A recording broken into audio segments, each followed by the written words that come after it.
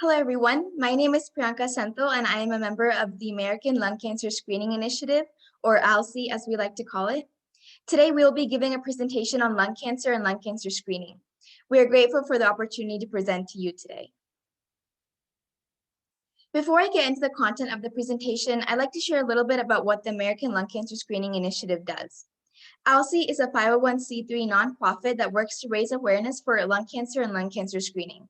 We are a team of over 50 passionate students and doctors located across the United States. We work with community organizations like the South Asian Network and American Indian Cancer Foundation, as well as city and state health departments, including the New York City and Connecticut health departments.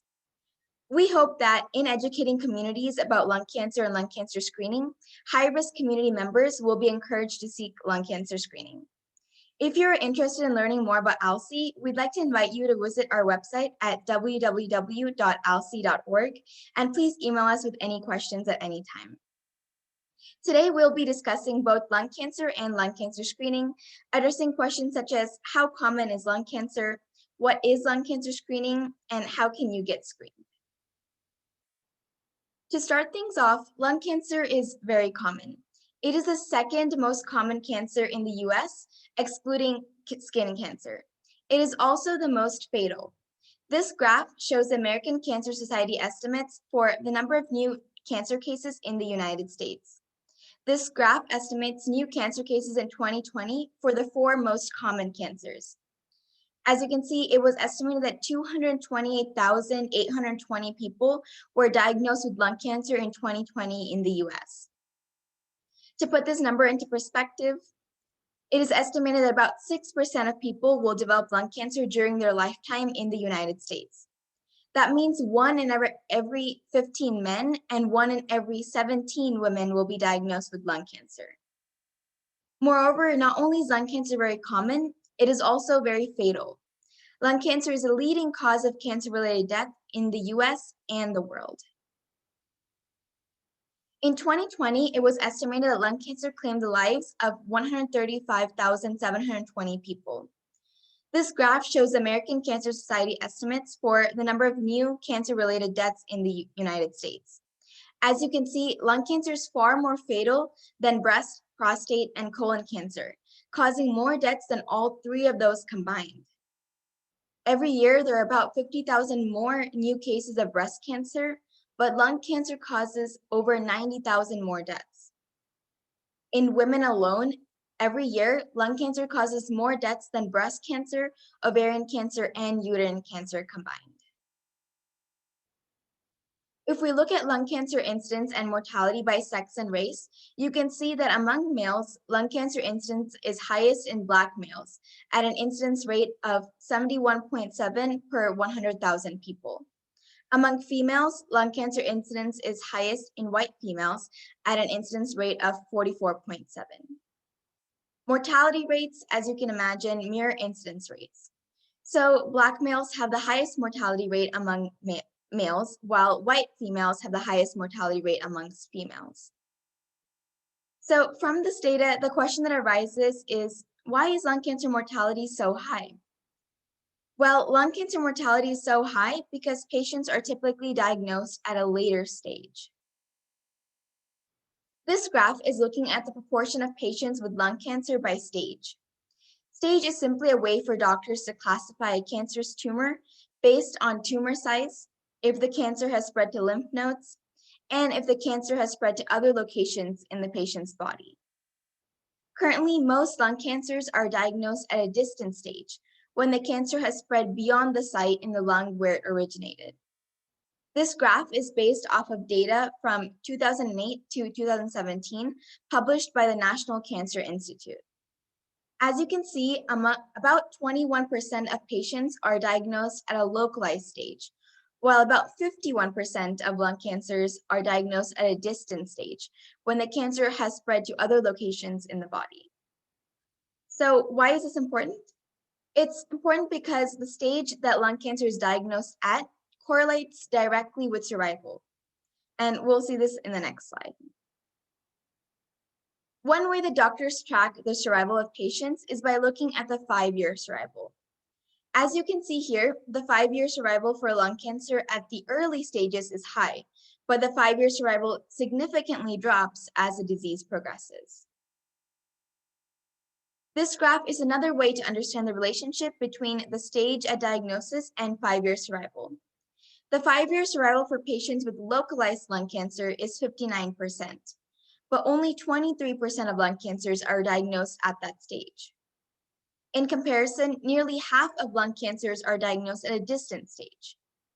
And this is why early detection of lung cancer is so important. If we can detect lung cancer at an early stage, then treatment options are better and prognosis is better. With lung cancer being such a morbid disease, some of you might be wondering why the majority of lung cancers are diagnosed at a later stage. Well, the majority of patients are diagnosed with late-stage lung cancer because they don't start feeling any of the symptoms of lung cancer until the cancer has grown and spread. The most common symptoms of lung cancer are chronic cough, coughing up blood, chest pain, and shortness of breath. Some additional symptoms may include hoarseness, loss of appetite, fatigue, persistent lower respiratory infections, and a new onset of wheezing. However, when people become symptomatic, the cancer has grown and spread to a point where it is more difficult to treat and the prognosis is poor. If the diagnosis of lung cancer has to wait until a patient has symptoms, it is difficult to catch the lung cancer early. So the question we ask is, how do we catch lung cancer early if patients are asymptomatic? One of the best ways we can do this is through lung cancer screening. Lung cancer screening is done using something called the low-dose computed tomography scan. If you're eligible for lung cancer screening, it is recommended that you get annual lung cancer screening. In the coming slides, we will discuss what lung cancer screening is, who should get screened, and how to get screened. An important distinction we want to make is that lung cancer screening is done using low-dose computed tomography, also known as low-dose CT, and not the chest X-ray. We use low-dose CT scan because it provides more detailed pictures than chest X-ray, and it is better at finding small abnormal areas in the lungs. The picture on the left is a picture of a chest X-ray. The yellow arrows point to the abnormal area in the lungs, but as you can see, it is a bit unclear. On the other hand, the image on the right is a picture of a low-dose CT scan of the chest. The red arrows point to the abnormal areas in the lungs. And as you can see, this image is more detailed than the chest X-ray and enables you to see the abnormal area clearer. The question that researchers wanted to answer is, how effective is the low-dose CT scan at detecting lung cancers at an early stage? An important lung cancer screening trial called the National Lung Cancer Screening Trial, or NLST, tried to answer this very question. The NLST was a large national study with over 50,000 patients. The goal of the study was to determine the effectiveness of using a low-dose CT scan to detect lung cancers in patients considered high risk for lung cancer. So the study included two groups, a group of patients who received annual low-dose CT scans and a group of patients who received an annual chest X-ray. By comparing the stages at which cancers were caught between these two groups, the study wanted to determine if the low-dose CT scan was better at catching more lung cancers at an early stage. As you can see, of everyone diagnosed with lung cancer, the low-dose CT scan caught the most cancers at an early stage, while the X-ray diagnosed more patients at stage 4. This has important implications for survival. Because a low-dose CT scan caught more lung cancers at an early stage, these cancers were therefore more likely to be treatable, and the prognosis was much better.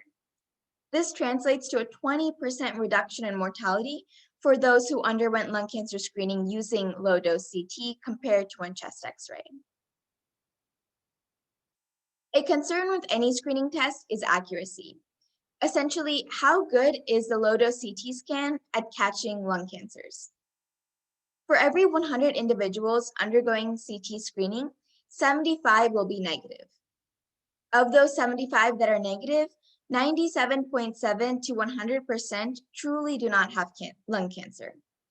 This means that the test is very good at identifying patients who do not have lung cancer.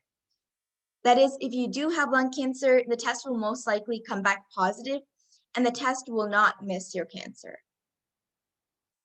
So if we move our attention to the 25 individuals that are positive, 23 turn out to be negative for cancer primarily with follow-up imaging alone.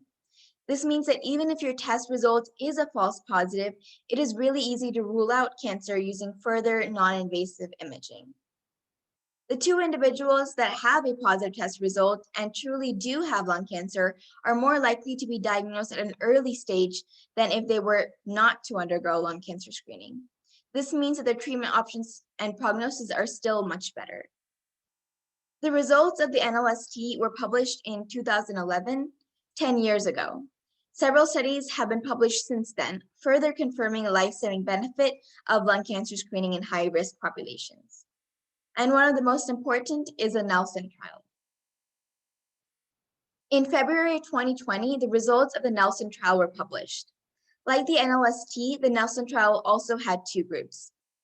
However, unlike the NLST, the Nelson had a group that received low-dose CT scans and a group that received no screening of any kind.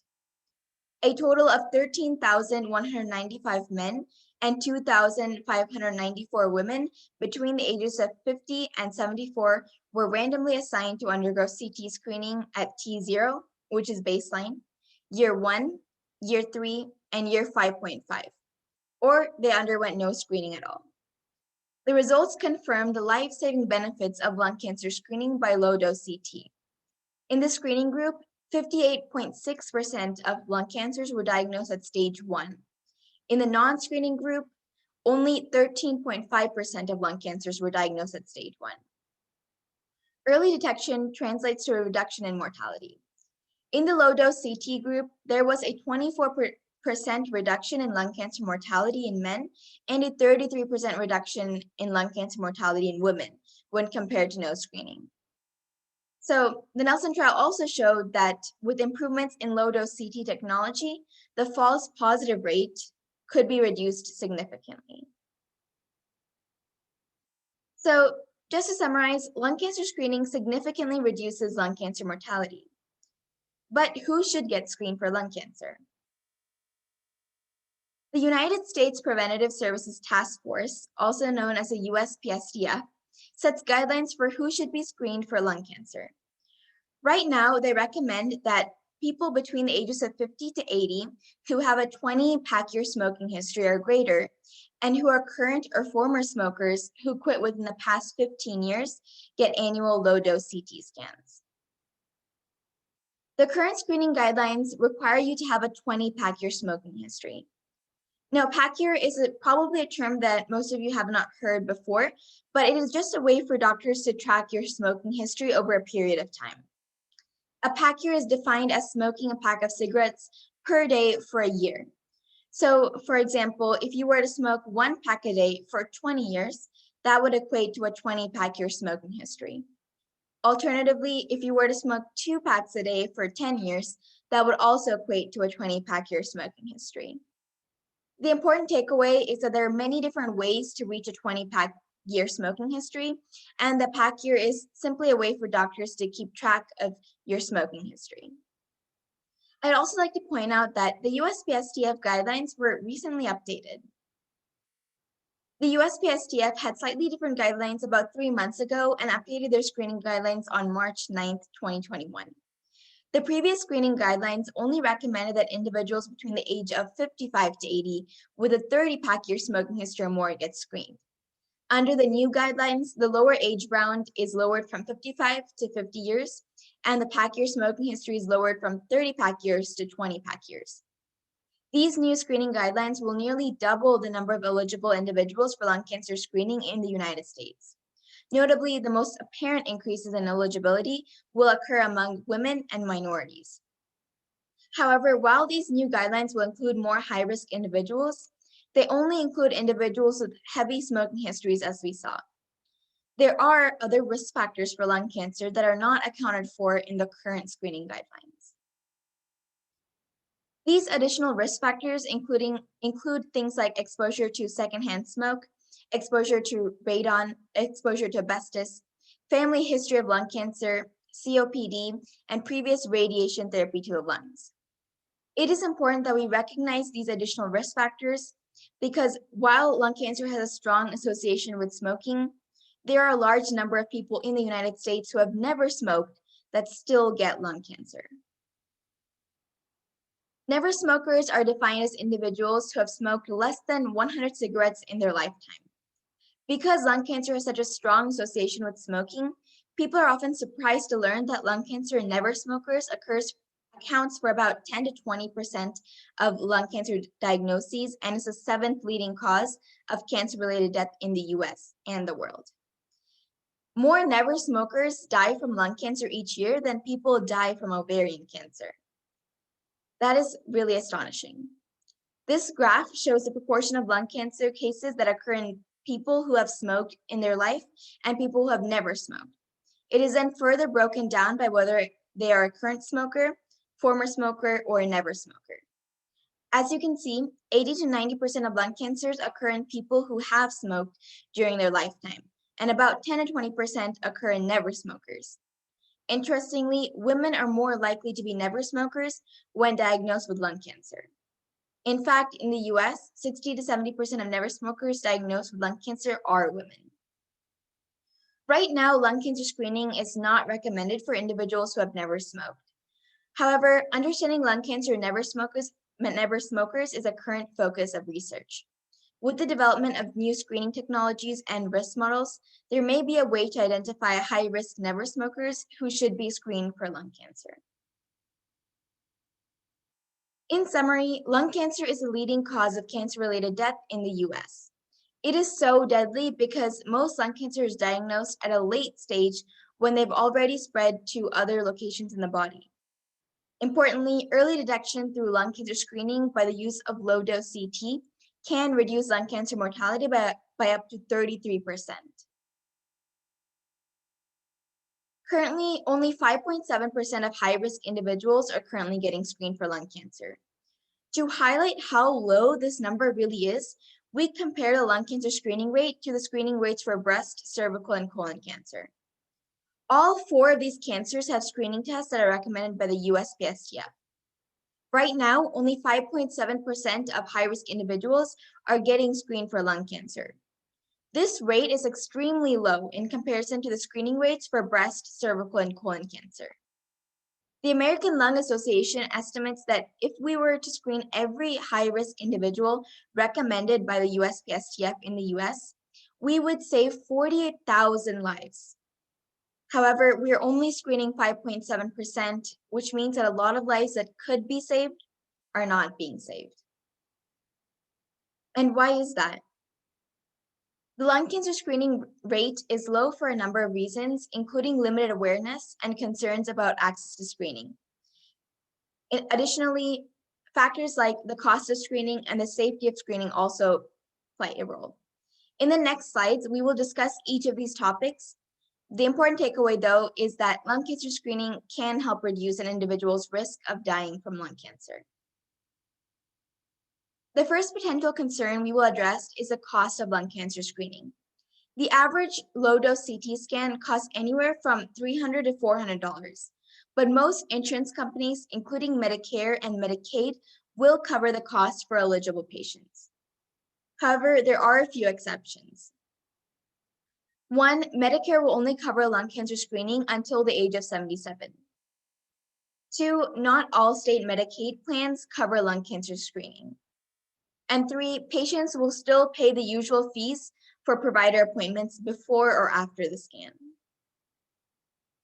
As I just mentioned, unfortunately, not all state Medicaid plans cover lung cancer screening. Here's a map updated in July showing which state Medicaid plans do and do not cover lung cancer screening. Blue states have state Medicaid plans that cover lung cancer screening, and purple states do not have Medicaid coverage. And the pink states are those states where we do not have this particular information. So the first step to getting a patient screened for lung cancer is having them talk to their primary care provider. There are certain questions a primary care provider has to ask and topics that have to be discussed. One of these is the patient's pack-year smoking history, which we saw how to calculate in earlier slides. To find accredited lung cancer screening centers, patients can go to the American College of Radiology website. They can type in the state or city they live in to see where accredited lung cancer screening facilities are located near them. The American College of Radiology website is listed on the bottom left-hand side of the screen. This is a map of accredited lung cancer screening facilities in Massachusetts. As you can see, each red pin represents an accredited lung cancer screening center. As far as the experience of getting a low-dose CT scan goes, it will require you to lay on your back for about 5 minutes. You'll be doing something very similar to the patient in the photo here. One thing to note is that this process will not hurt at all, and because it is a low-dose CT scan, you do not use contrast. This means there will not be any needles involved or injections. The low-dose CT scan is non-invasive, fast, and completely pain-free. Additionally, the amount of radiation exposure is very low. A way that doctors measure the amount of radiation a patient may receive is through a unit called the millisievert. It is just a way to measure radiation and compare the levels of radiation received during different activities and over time. For a low-dose CT scan, you will be exposed to 1.5 to 2 millisieverts of radiation.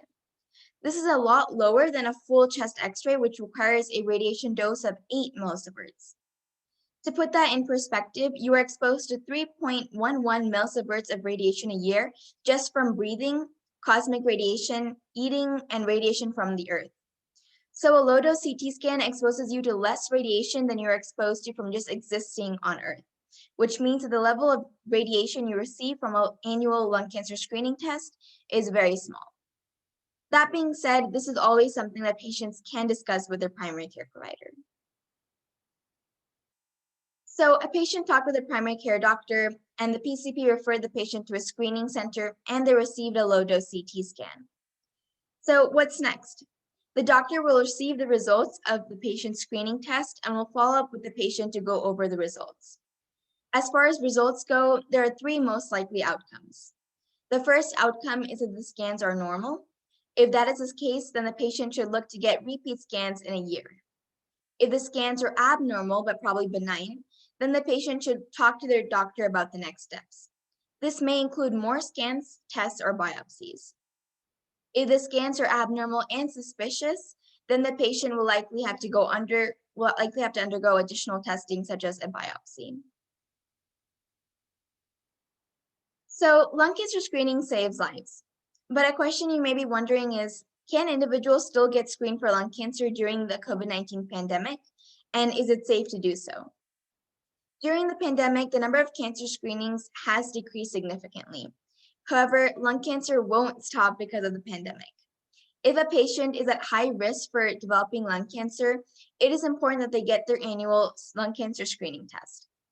Right now, most hospitals have operating lung cancer screening programs, and patients can wear a mask during the entire lung cancer screening process. If a patient follows the necessary precautions like wearing a mask, lung cancer screening during the pandemic is safe. The pandemic should not deter patients from getting screened for lung cancer. Another question we get often is how vaping and e-cigarette use affects lung cancer risk. Vaping and e-cigarettes are relatively new phenomena and have become more prevalent in the last decade. While the long-term effects of vaping and e-cigarettes are still being studied, it is clear that for individuals who have never smoked before, they can increase their risk of lung cancer. E-cigarette devices and vaping fluids contain nicotine derivatives and heavy metals, along with other chemicals. These arise both as elements of the e-liquid and as a result of organic reactions in the electronic cigarette device. Various studies demonstrate that in vitro transforming and cytotoxic activity of these derivatives. Vaping causes fewer health risks than smoking, but it is not a risk-free activity. Vaping can increase heart rate, decrease air volume in the lungs, and increase airway resistance. Furthermore, e-cigarette device use has been significantly increasing, particularly among young adults and non-smokers, making it an area of significant concern for the future. Additionally, while lung cancer screening has the potential to save many lives, it is important to address smoking cessation in the context of lung cancer screening. Lung cancer screening is not a substitute for smoking cessation. Likewise, smoking cessation is not a substitute for lung cancer screening. Smoking cessation is one of the best ways to prevent lung cancer, and lung cancer screening is one of the best ways to detect lung cancer. So using both is the best way to fight the disease. For every year after an individual quits smoking, their risk for lung cancer is reduced by 8 to 17%, depending on the kind of lung cancer they have. Another reason that smoking cessation is important is because it is required by Medicare and Medicaid services for lung cancer screening programs. However, we do understand that smoking cessation can be difficult. There are a lot of resources for people trying to quit smoking. And some great programs are the renowned Health and Wellness Quit Smoking Program and the Cancer Coalition's Quit Smoking Program. As this presentation comes to a conclusion, we want to end on what we, the American Lung Cancer Screening Initiative, are doing to begin the widespread awareness, education, and advocacy efforts necessary to increase the lung cancer screening rate. Lung cancer is the deadliest cancer in the world, and while lung cancer screening can save so many lives, very few high-risk individuals are currently getting screened. We are working to address all aspects of this issue. We wrote and advocated for House and Senate resolutions expressing support for Lung Cancer Awareness Month and early detection through lung cancer screening. Last December, our Senate resolution was passed by unanimous consent. Additionally, we're working to teach communities across the country about lung cancer and lung cancer screening. Lung cancer, as we all know, is the deadliest cancer in the world, but by working together, we can overcome it and save millions of lives. It starts by working together to raise awareness and initiate lung cancer screening programs in our own communities. We believe that by educating these communities, especially students, about lung cancer screening, we can lower the number of deaths associated with the disease. Students greatly impact and influence the healthcare of their parents. And we hope that by educating students about important measures that can be taken, we will not only be able to help the students, but also their family members. We are so grateful to have had the opportunity to present to you today. Thank you for your time. We hope that you're able to leave this presentation with a better understanding of lung cancer and the lung cancer screening process. As we all know, lung cancer is a big problem. It is very common and very fatal. That being said, there are tools we can use and actions we can take to help reduce lung cancer mortality. And one of the best ones, and the topic of this presentation, is lung cancer screening. The American Lung Cancer Screening Initiative is always looking to help raise awareness for lung cancer and lung cancer screening. We host a variety of events related to lung cancer screening, and we share upcoming presentations and webinars on our website. If you have any questions, please feel free to send us an email. Additionally, if you're interested in helping raise awareness for lung cancer in your community, we would love to work together. Thank you for listening.